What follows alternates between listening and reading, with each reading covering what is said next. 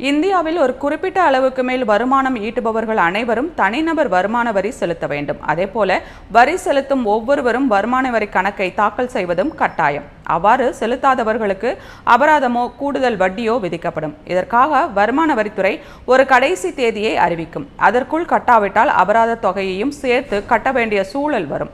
இந்நிலையில் நடப்பு ஆண்டுக்கான வருமான வரி தாக்கல் செய்ய ஜூலை 31ஆம் தேதி கடைசி நாளாக அறிவிக்கப்பட்டிருந்தது. தற்போது இதற்கு வருமான வரித்துறை கூடுதல் அவகாசம் அளித்துள்ளது.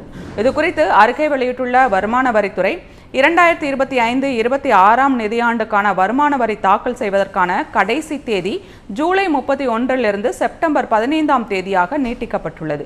பட்ஜெட்டில் அறிவிக்கப்பட்ட வருமான வரி அறிக்கையில் அறிமுகப்படுத்தப்பட்ட விரிவான மாற்றங்களை கருத்தில் கொண்டும் 2025-26ஆம் நிதியாண்டுக்கான வருமான வரி பயன்பாடுகளின் அமைப்பு, தயார் நிலை மற்றும் வெளியீட்டிற்கு தேவையான நேரத்தை கருத்தில் கொண்டும் வருமான வரி தாக்கல் செய்வதற்கான கடைசி தேதி நீட்டிக்கப்பட்டுள்ளது.